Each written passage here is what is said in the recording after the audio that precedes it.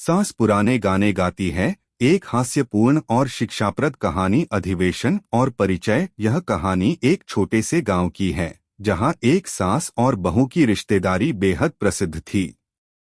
गांव वाले अक्सर इस जोड़ी के बारे में मजाक करते थे, लेकिन यह भी जानते थे कि उनके बीच की नोकझोंक में बहुत सी सीख छिपी होती है। घर के आंगन में चहचहाती चिड़िया और बाग बगीचों में बिखरी रंगीन फूलों की खुशबू के बीच उनका घर हमेशा हंसी और तालियों से गूंजता रहता था।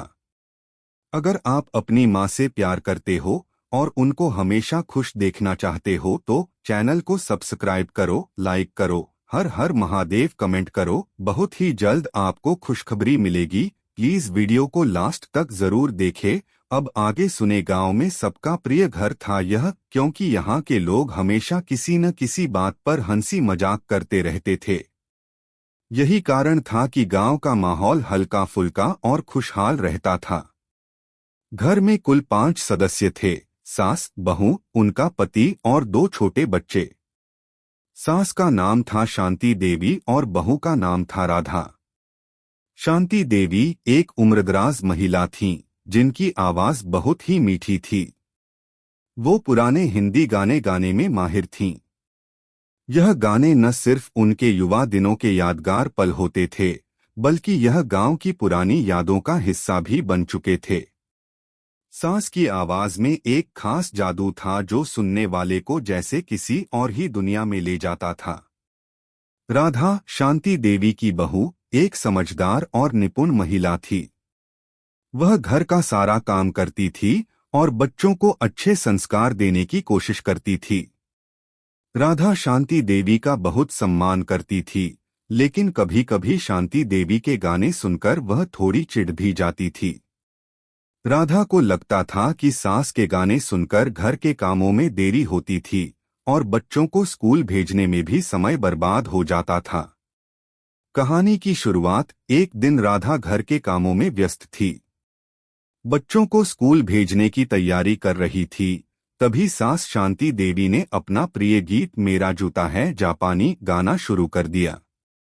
राधा को यह गाना बिल्कुल भी पसंद नहीं आता था, क्योंकि सास इसे दिन में कई बार गाती थीं।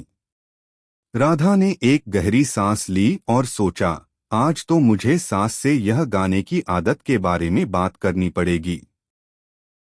वह धीरे धीरे रसोई से बाहर निकली और सास के पास पहुंची, जो गाने के साथ अपने पुराने समय को याद कर रही थीं।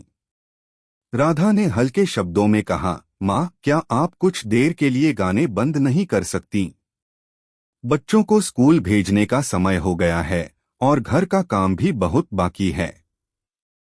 शांति देवी ने गाने के बीच ही हंसते हुए कहा, राधा बेटा, तुम्हें क्या गाने से कोई फर्क पड़ता है? इन गानों से घर का माहौल अच्छा रहता है और मैं अपना पुराना समय याद करती हूँ। कभी तुम भी गाने गाया करो, फिर समझ पाओगी। राधा थोड़ी चिढ़कर बोली, माँ, पुराने गाने गाने से घर का काम नहीं चलता। बच्चों को स्कूल भेजने का समय हो रहा है और आपने अब तक नाश्ता भी नहीं बनाया।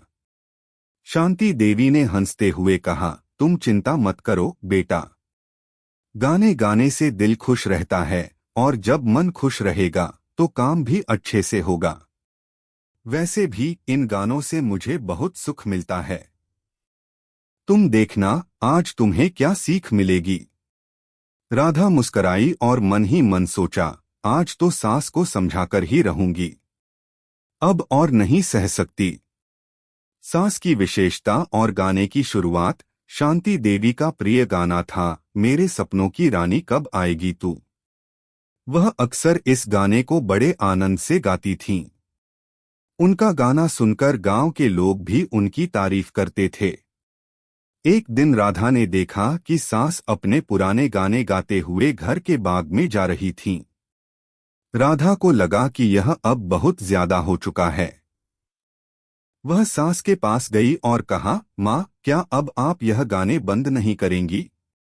घर के काम का समय हो गया है। शांति देवी ने मुस्कुराते हुए कहा, बेटा, तुम क्या जानो इन गानों का असर। पुराने गाने केवल आवाज नहीं होते, ये हमारे जीवन के अनुभव होते हैं। इन गानों में बहुत कुछ छिपा होता है। जब मैं गाती हूँ तो मेरे मन को शांति मिलती है और घर के वातावरण में भी एक सुखदता आती है। राधा कुछ देर चुप रही और फिर बोली, माँ, अगर यह गाने इतने ही अच्छे हैं तो आप मुझे भी सिखाइए। मैं भी चाहती हूँ कि घर का माहौल खुशनुमा रहे, लेकिन गाने के साथ साथ काम भी जरूरी है। नई समझ और बदलाव। शांति देवी ने राधा की बातों को गंभीरता से सुना और फिर मुस्कुराते हुए कहा, ठीक है बेटा, चलो आज से हम दोनों मिलकर काम भी करेंगे और गाने भी गाएंगे। हम गाने के साथ साथ घर का काम भी करेंगे। राधा ने सास के साथ मिलकर काम करने की शुरुआत की। शांति देवी ने राधा को पुराने गाने सिखाने शुरू किए। धीरे धीरे राधा को यह एहसास हुआ कि पुराने गाने न केवल आनंद देते हैं बल्कि उनका घर के कामों पर भी सकारात्मक असर पड़ता है। राधा ने शांति देवी के साथ मिलकर गाने गाए और घर के काम भी किए। अब घर में काम करते हुए गाने गाना उन्हें भी अच्छा लगने लगा था। कहानी का मोरल। समय के साथ राधा को यह समझ में आ गया कि गाने गाने और काम करने में कोई विरोधाभास नहीं है। जब हम किसी काम को खुशी के साथ करते हैं तो वह और भी बेहतर होता है। शांति देवी की तरह हमें भी अपने पुराने अनुभवों और आदतों से जुड़ा रहना चाहिए, क्योंकि वे हमें मानसिक शांति और आनंद देते हैं। कभी कभी हमें अपने पुराने विचारों में बदलाव लाने की आवश्यकता होती है ताकि हम अपने जीवन को और अधिक खुशहाल बना सकें।